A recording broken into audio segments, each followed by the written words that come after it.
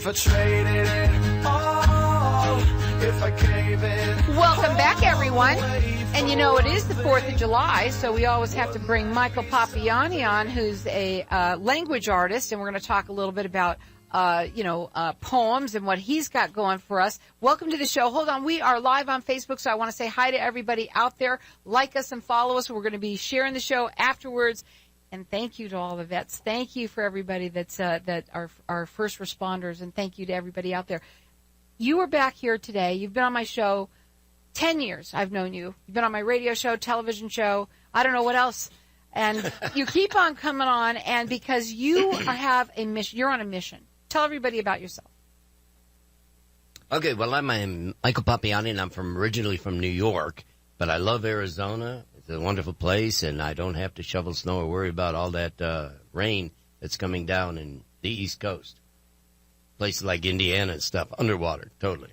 So, but you love here, and you're here, and you have something that you have been doing now for how long have you been writing poems and talking about language art? Seems like forever. Doesn't Can't put it? a year on it, but a long time ago, I had a wonderful teacher back in New York who said, I can't teach you or can't teach anybody how to write poetry, but I can teach you how to express your feelings with the discipline of language. And that replaced my concepts of poetry. It was like the use of language, high stimulation of emotions, but by the discipline of language, which is why I call myself a language artist instead of a poet. Personally, I think that anyone who says I'm a poet, and I think it's really pretentious. Poetry is a goal, not a profession. I'm a language artist, and every once in a while I might hit a poem, and I'm grateful for those days. But not everything I write is poetry, so why go around and say, well, I'm a poet? No, I'm a language artist. Hopefully, occasionally, a poem comes out of it, and now, that's just the way I feel about it. You do have a poem. We have a few of them that we're going to be talking about. Of course, the first one is going to be for our soldiers. Yes. Let's talk about that one. Well, the 4th of July, to me, means the military. I mean, I know there's fireworks and there's flag waving and stuff like that. Hot dogs. And hot dogs and wonderful things going on. But without soldiers, there would be no 4th of July. We're talking about the men and women who made this country what it is and who started it. And if you want to read a little history, 1776, July 4th, everybody knows we signed a Declaration of Independence.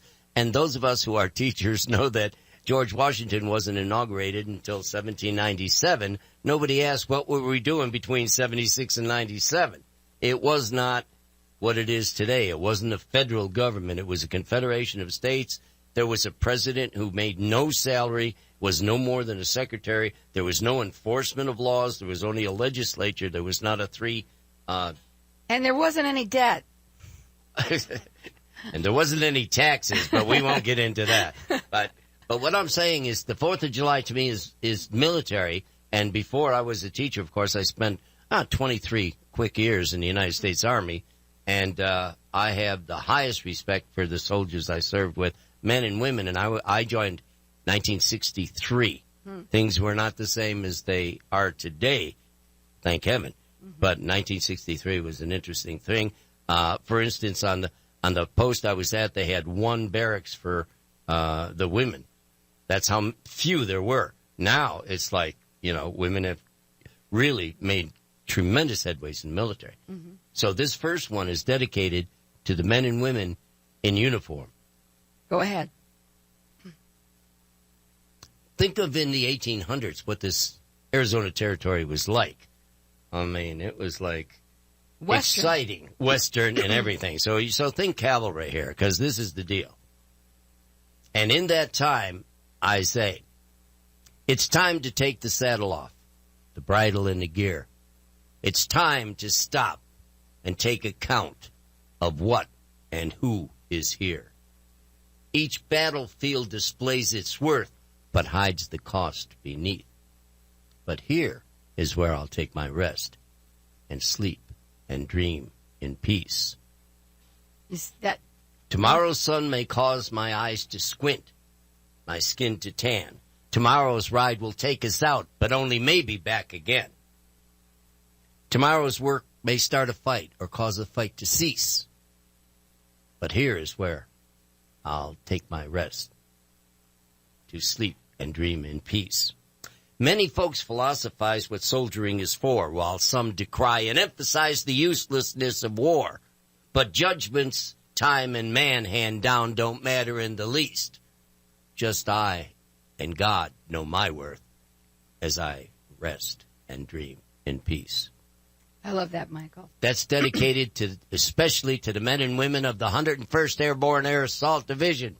And happy 4th of July for everybody out there. Happy 4th of July, and thank you, brothers and sisters, for the service. Absolutely. Amen. Now, you also have a couple of other poems that you brought that you want to talk about. And you want to talk about you and what you do with people, how you interview them, and how you will create a poem for them, for their loved ones. Could be anyone. It could even be your pet. Go ahead. Okay. Now, I noticed that in June we had, Father's Day, and in May we had Mother's Day. So I'd like to kind of go back a little bit and say Mother's and Father's Day.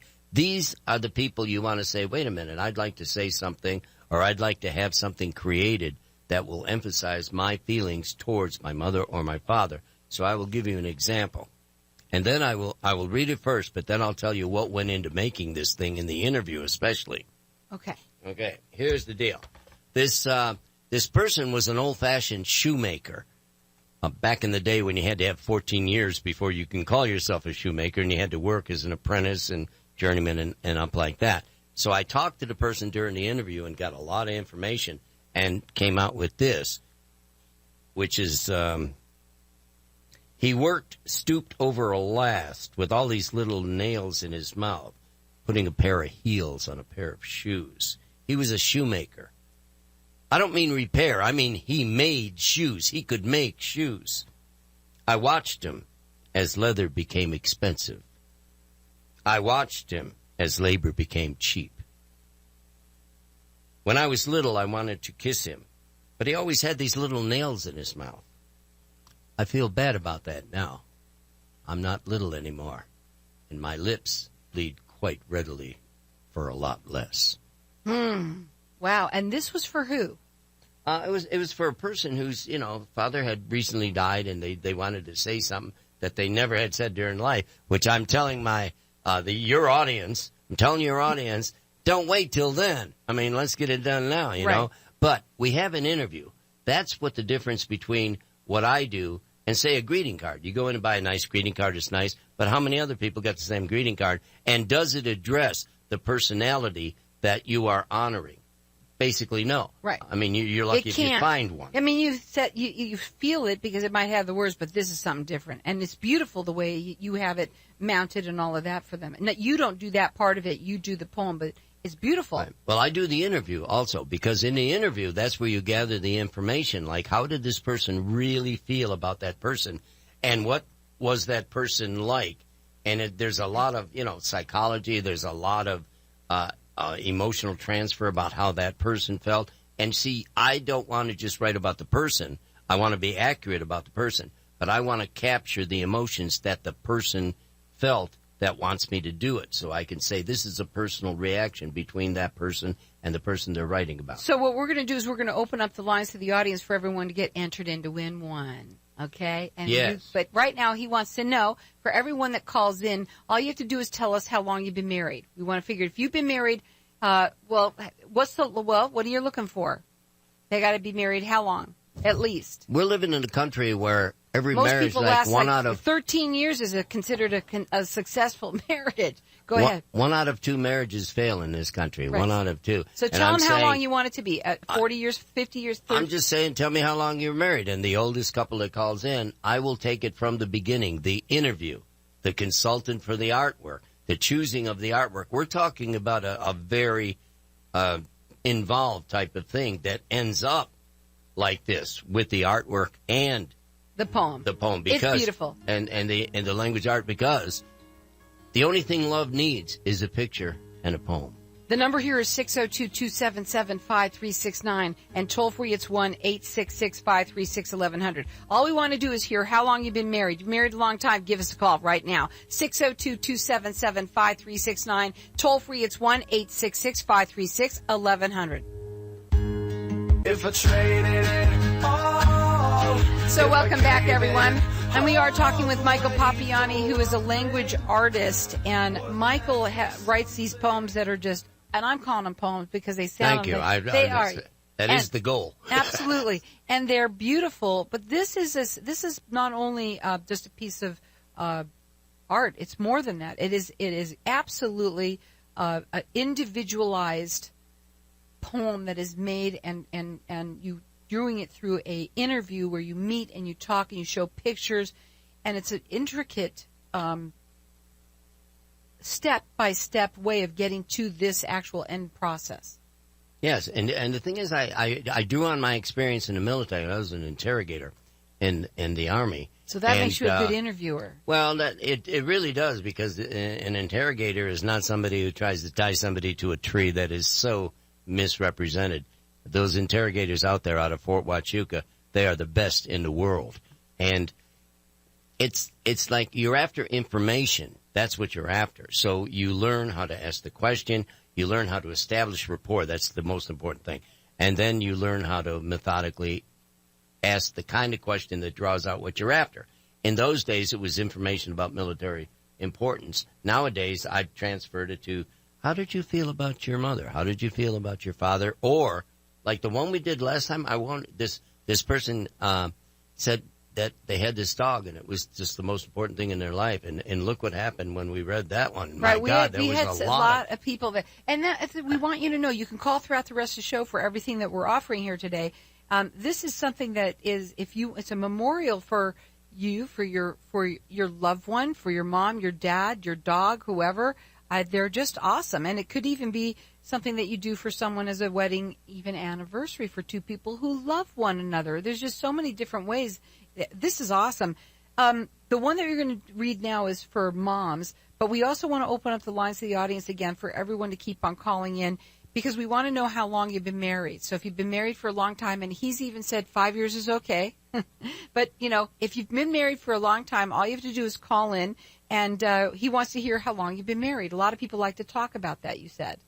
Yes, people are really proud. We're living in a country that 1 out of 2 marriages fail. So somebody that's married 50 years or 40 years or something, this is a great accomplishment, people, because, I think those people who have been married 40 and 50 years ought to talk to the young people and let them know how long it lasts. How'd you do it? How'd you come and get your own radio show and tell everybody how you did it? It wasn't because you got along. No, you ask some of these people married 50 years and say, wow, we just had an argument yesterday. I was going to leave her, but then you started, oh, wait a minute.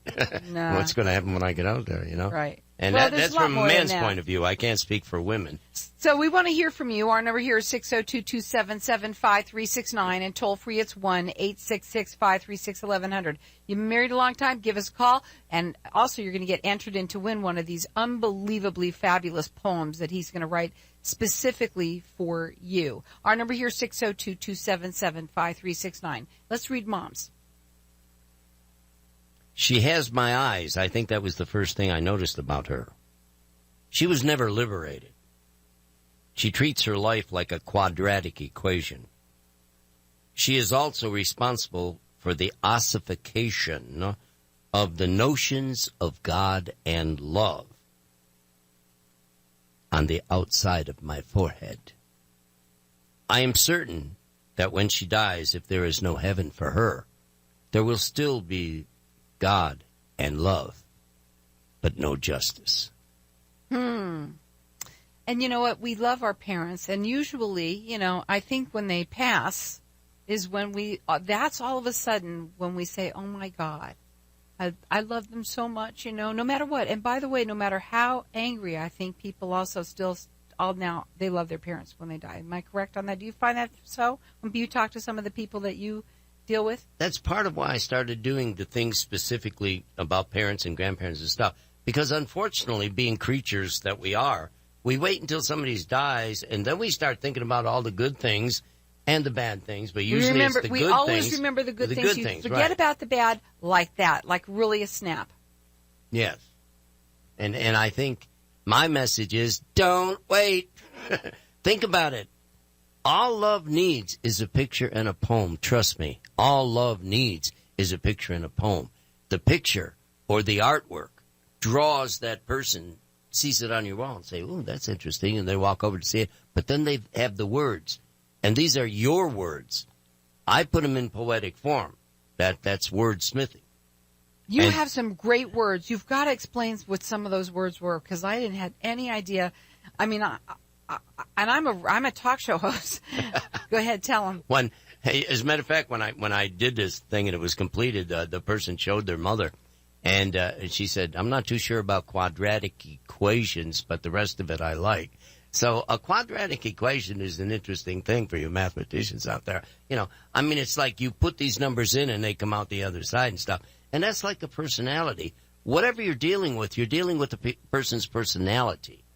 And whatever you say to them, and this is something I want everybody to understand. If you speak the same language, this will happen. Every utterance produces an image. You can't help it. Purple cow is going to come into everybody's head that just heard that speaks English. But you say, well, who cares about purple and who cares about cow? But if I was to say something like, my mother passed away last night. Whoa, wait a minute. There's a lot of different emotions. And you get the image. And what do you get? The image of the mother. But if you're the one that lost the mother, you usually don't think of her yelling at you or throwing a pot and pan across the thing. You're saying, man, that woman stood by me when nobody else did. See what I mean? Mm-hmm. So I'm saying, let's take that and let's make it permanent. This is something you hand down to your children and the grandchildren. Say, your great-grandmother was this, and this person wrote this, and it was from your grandfather or something, had it written for her or something like that. And then you say, this is immortal, really, seriously. It's going to last forever, and it captures you can use a photograph. Let me show this. Yes, go ahead. So we got a photograph here. It's not always a photograph. Sometimes it's a portrait, depending on what kind of artwork you want. But a simple photograph, and then the words next to it, you have captured that personality, and this particular person has been passed on for quite a while, but yet she's still here. She's still alive. Isn't that neat? I think it's really good. Absolutely. So it starts with a phone call with you, right? And you interview them. And we set up a date for the interview, because the interview is the most important thing. Without that, what you've got is how I feel about things. You're not interested in how I feel about things. You're interested in how you feel about things. I want to say what I felt about, my mother, father, whatever. I don't care. I don't care if you can write golden poetry. It's not your mother. I want to say something about my mother. See what I mean? Right. That's where we go. And I'm saying I listen like a good interrogator listens. And then you say, okay, I feel that. And then you take those feelings, you put it in poetic form. Voila, you got it. You got our number here at 602-277-5369. Toll free, it's 1-866-536-1100. And everyone's getting entered in to win. This is a personalized poem, artwork, done by Michael Pappiani, who is a language artist, that you're going to have forever, whether it's for you, whether it's for someone that you know. We want to know how long you've been married. That's what we're doing right now today. It could be anywhere from 5 years on up. It doesn't matter how long. He just wants to talk to anybody. And he says, what do you say about love? I say all that love needs is a picture and a poem. So our number here is 602-277-5369, and toll free it's 1-866-536-1100. I know how it feels to when I listen to you and I watch you, and how passionate that you are about the language and what it is. It's awesome, Michael. It really is. Well, I want to say a quick, before we end. Go ahead. God bless America, and all you soldiers out there, get home, because we're waiting for you and we love you. Now, also talk about that. If anybody has somebody, I'm going to let them do that too, because we have about a minute or so. Right. So I want to let them, if they have a soldier or a first response or anybody who is in the military in any way, we want you to be able to get one of these poems as well. You want to read that poem just for the 4th of July, since it's coming up next week, real quickly? Do you have it in front of you? Yes, and I will give them a signed copy. If they called in and say, I have somebody in, or I'm in, I've been serving something like that, I will give you a copy of this signed copy. Save it until I die. It'll be worth $12.98. Yay. I hope. Go ahead. It's time to take the saddle off, the bridle and the gear. It's time to stop and take account of what and who is here. Each battlefield displays its worth, but hides the cost beneath. But here, is where I'll take my rest, to sleep and dream in peace. Tomorrow's sun may cause my eyes to squint, my skin to tan. Tomorrow's ride will take us out and maybe back again. Tomorrow's work may start a fight or cause a fight to cease. And here is where I'll take my rest and sleep and dream in peace. Many folks philosophize what soldiering is for, while some descry and emphasize the uselessness of war. But judgments, time, and man hand down don't matter in the least. Just I and God know my worth as I rest and dream in peace. Happy 4th of July, everybody. We're going to be back in just a minute. Hang tight. Our number here, everybody gets to keep on calling in, get entered in to win. Our number here is 602-277-5369.